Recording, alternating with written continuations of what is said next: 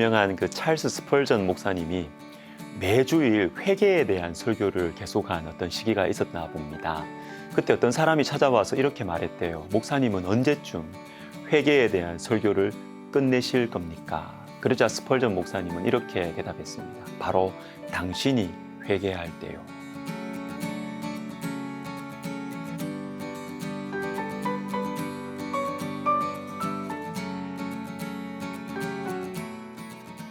자, 오늘은 회개에 대해서 생각해 보겠습니다. 본문 1절부터 3절까지를 보시면 회개가 주요 내용인데 3절 마지막부터 이상하게 경배, 즉 찬양이 나옵니다. 회개가 찬양으로 이어지는 것입니다. 회개와 찬양 언뜻 보면 어울리지 않아요. 회개는 슬프고 괴롭고 어둡지만 찬양은 즐겁고 기쁘고 밝습니다. 그런데 성경적인 회개는요, 찬양으로 열매를 맺습니다. 왜냐하면 내가 지은 죄에 대한 후회와 절제와 근신도 있어야 하지만 이러한 우리의 모습에도 불구하고 신실하신 하나님에 대한 감사와 감격이 회개의 뿌리이기 때문입니다. 회개와 찬양은 함께 갑니다. 이런 차원에서 회개는 내가 가진 윤리적 기준에 대해서 바르게 살 것을 결심하는 것이 아니에요. 하나님을 향한 것입니다. 하나님을 알기 때문에 회개가 가능하고 하나님을 의지하기 때문에 회개할 수가 있어요. 정직하게 우리 자신을 봅시다. 내 죄를 내가 알고 자복한다고 저와 여러분이 다시는 그 죄를 안 지을 자신이 있습니까? 그리고 내가 아무리 죄를 시인해도 하나님께서 용서하지 않으시고 우리를 싫다 하시면 어떡합니까? 우리는 하나님 기준에 맞출 수가 없습니다. 저와 여러분은 하나님의 은혜로 시작해서 하나님의 은혜로 살아가는 인생이에요. 하나님의 기준에 맞출 수 없어요. 하나님의 은혜가 예수 그리스도의 십자가에서 가장 밝게 드러났습니다. 여러분, 십자가는 매우 실제적이에요. 그냥 갈릴리 한 청년의 비극적인 최후 아닙니다. 불굴의 의지로 자신의 신념을 지킨 위대한 인간상을 보여준 사건 아닙니다. 갈라디아서 3장 13절을 보시면 그리스도께서 우리를 위하여 저주를 받은 바 되사 율법의 저주에서 우리를 속량하셨으니 기록된 바 나무에 달린 자마다 저주 아래에 있는 자라 하였습니다. 자, 이 말씀은 신명기 21장 23절을 인용한 건데 여기 나온 나무는 십자가입니다. 나무에 달린 자는 하나님의 저주를 받은 자입니다. 예수님께서 하나님의 저주를 받으신 것이죠. 그리스도께서 저주를 받은 바 되사, 여러분, 십자가는 하나님의 저주가 쏟아진 것입니다. 무슨 감동적인 또는 슬픈 이런 게 아니고요. 실제적으로 하나님의 저주가 쏟아진 곳이 십자가예요. 그런데 예수님께서 왜 하나님의 저주를 받으셨습니까? 우리를 위하여. 다시 말해서 우리가 받아야 할 이 저주를 예수님께서 대신 받으셨다는 것입니다. 하나님의 공의의 기준으로 보면 저와 여러분은 십자가의 저주를 받아야 돼요.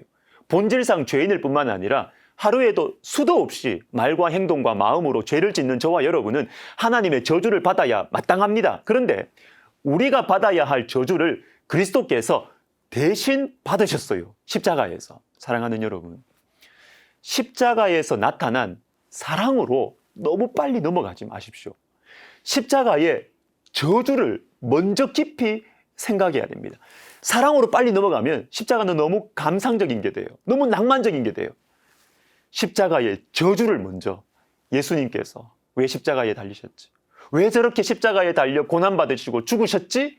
우리를 위하여, 나를 위하여 대신 십자가의 저주를 받으셨고, 그래서 저와 여러분이 새로운 생명, 영원한 생명을 얻게 된 것입니다. 이것이 우리에게 주어진 최고의 은혜이고 모든 은혜의 뿌리입니다. 그래서 우리는 십자가 앞에서 회개를 하면서 또한 동시에 찬양을 하는 것이죠. 요한계시록 7장 10절을 읽어드리겠습니다. 각 나라와 족속과 백성과 방언에서 나온 큰 무리가 찬양하는 장면인데 큰 소리로 외쳐 이르되 구원하심이 보좌에 앉으신 우리 하나님과 어린 양에게 있도다. 우리를 위하여 대신 죽으신 어린 양께 찬양합니다. 여러분, 십자가를 바라보면 슬픔과 회개에서 멈추지 않습니다. 찬양이 터져 나옵니다. 진정한 회개는 찬양으로 열매를 맺는 것이죠. 한 가지 더 보겠습니다.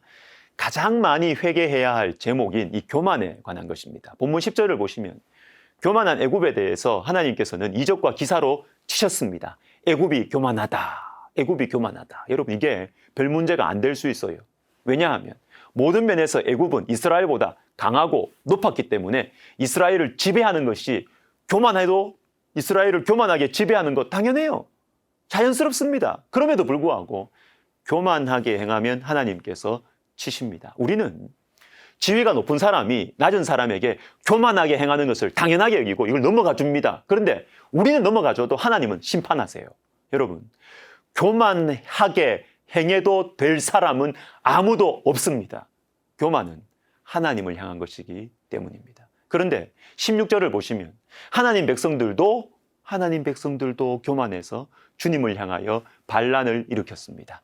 그들과 우리 조상들이 교만하고 목을 굳게 하여 똑같이 교만해졌어요. 똑같이. 그러나 애굽은 치시고 하나님 백성들은 용서하셨습니다. 그러나 주께서는 용서하시는 하나님이시라 그들을 버리지 아니하셨나이다. 여러분, 이것 보고 다행이다.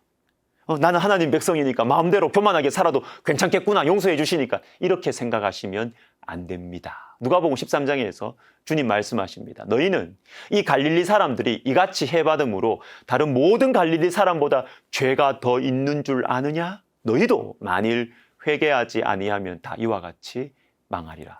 사랑하는 시청자 여러분, 하나님께서 교만한 사람들을 심판하시는 것을 볼 때 여러분, 우리의 옷깃을 여미어야 합니다. 느헤미야와 에스라를 비롯한 지도자들이 회개에 집중한 이유가 여기에 있습니다. 말씀을 듣고 있다 보니까 우리가 애굽과 다를 바가 없는 거예요.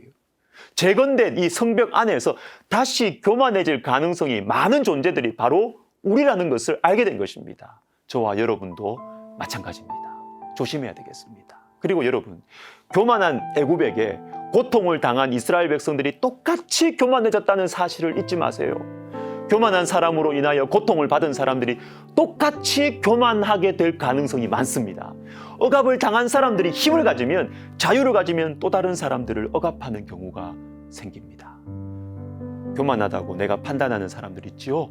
여러분, 비판하시기 전에 우리 자신을 돌아봅시다. 우리도 교만해질 수가 있는 것입니다.